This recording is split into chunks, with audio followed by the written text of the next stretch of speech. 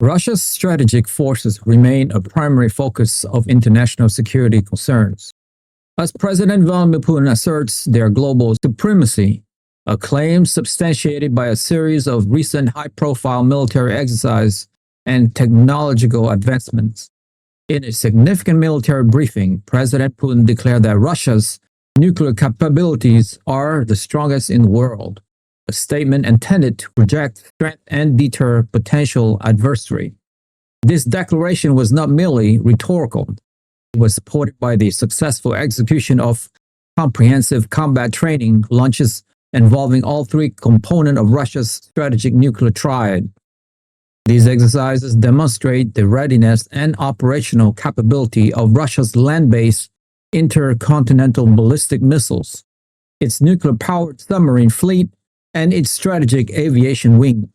The chief of the Russian Armed Forces General Staff, Valery Gerasimov, provided updates on the ongoing military operations in several Ukrainian regions, including Donetsk, Luhansk, Zaporizhia, and Kherson, detailing tactical successes such as the encirclement of Ukrainian military units in key strategic locations. President Putin publicly underscored the importance of protecting both military personnel and civilians caught in the conflict zones. He emphasized that Russia's nuclear deterrent forces are maintained at the highest possible state of alert, claiming they surpass the capabilities of other nuclear-armed nations. The drills showcased Russia's proficiency in launching a variety of strategic weapons with precision over vast distances. A Yars intercontinental ballistic missile was launched from a cosmodrome.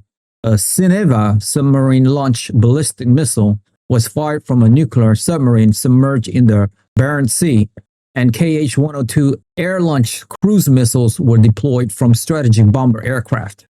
These tests serve as a recurrent demonstration of Russia's military might and act as a stark reminder to the international community of its status as the world's largest nuclear power, particularly during a period of heightened geopolitical tensions between Russia and Western nations.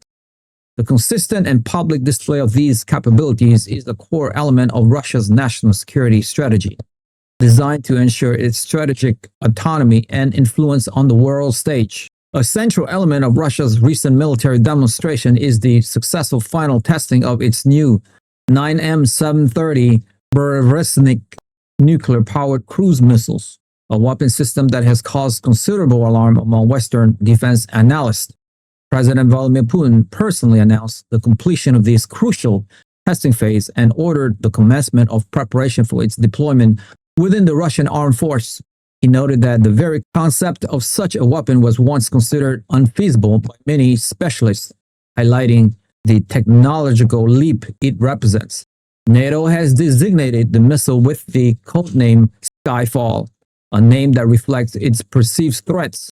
The Burevestnik is reportedly capable of unprecedented performance, with one test flight covering a distance of 14,000 kilometers while maneuvering to bypass simulated missile defense networks.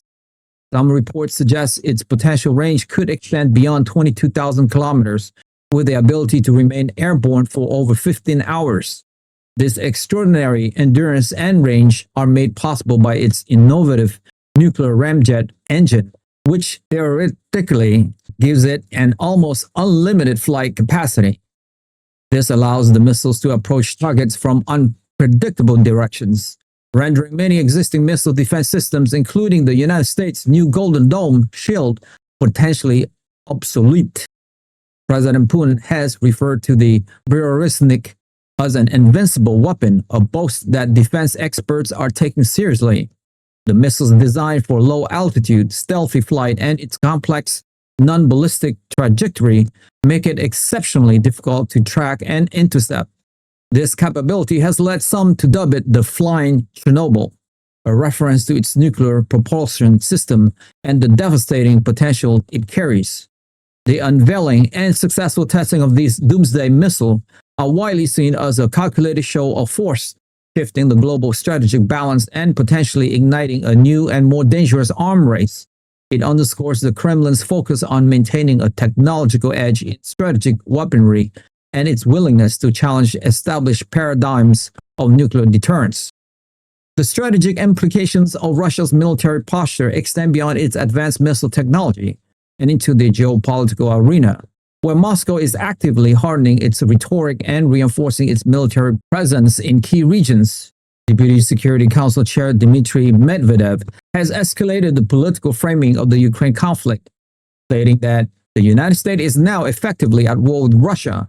This aggressive rhetoric is complemented by a more assertive stance on arms control, with Russian officials warning that the nuclear threat will grow if their proposals are not taken seriously by the West. Despite significant losses of conventional forces, including thousands of troops and tanks in the ongoing conflict in Ukraine, Russia's fundamental military power, anchored by its nuclear arsenal of over 5,500 warheads, remain intact. This creates a strategic asymmetry that concerns Western military planners.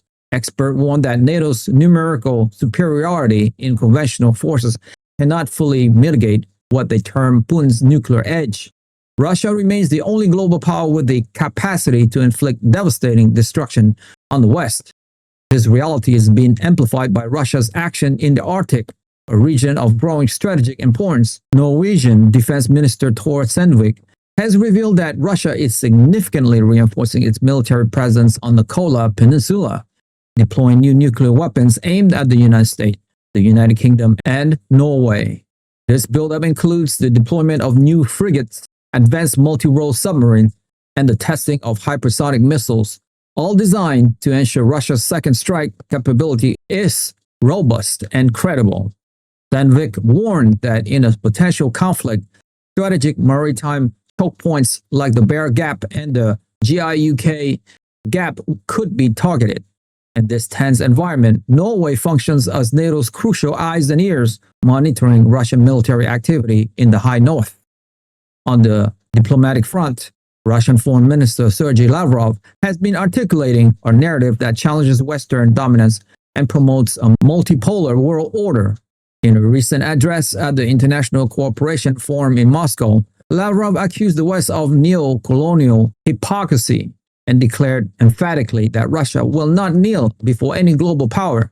He stated that Moscow is committed to building equal and depoliticized partnership based on the principles of the UN Charter, asserting that Russia has reliable friends around the world, despite what he described as Western attempt at isolation. This speech reflects Russia's broader foreign policy goal of countering a US-led global order and establishing itself as a central pillar in a new international system. Lavrov has also been vocal regarding the conflict in Ukraine and the stalled peace process. He claimed that the United States is under unbelievable pressure from hawkish European allies who are actively seeking to derail any emerging peace initiatives. Lavrov specifically referenced former U.S. President Donald Trump's stated support for a direct peace agreement rather than a simple ceasefire, and mentioned that Trump had proposed a meeting with President Putin in Budapest, an offer Moscow had accepted before it was reportedly postponed by Washington. By highlighting this, Lavrov aims to place the responsibility for the lack of dialogue squarely on the West. Furthermore, he has sought to reframe the entire conflict, arguing that it's not about territories, it's about people. He reiterated Russia's recognition of Ukraine's independence but labeled the government in Kyiv as illegitimate, alleging it came to power through a bloody illegal coup that was not accepted by the populations in the eastern regions of the country. This narrative serves to justify Moscow's action and portray the conflict as a defense of people whom Russia claims were unjustly labeled as terrorists and attacked by their own government. If you have made it this far, congratulations, you have unlocked the truth. I want to ask you a quick question though. With Russia's public display of its advanced nuclear capabilities, like the Burevestnik missile and its increasingly aggressive rhetoric, do you believe this is a calculated strategy of deterrence and a bluff to gain leverage in the Ukraine conflict? Or is it a genuine signal that Moscow is preparing for potential direct confrontation with NATO and is willing to cross the nuclear threshold if its strategic interests are threatened? And why? Join the debate. We want to hear your insightful opinion on where this is all heading in our community. Share your thoughts in the comments below. Like the video, hit the notification bell, and most importantly, subscribe. I'll see you guys in the next one.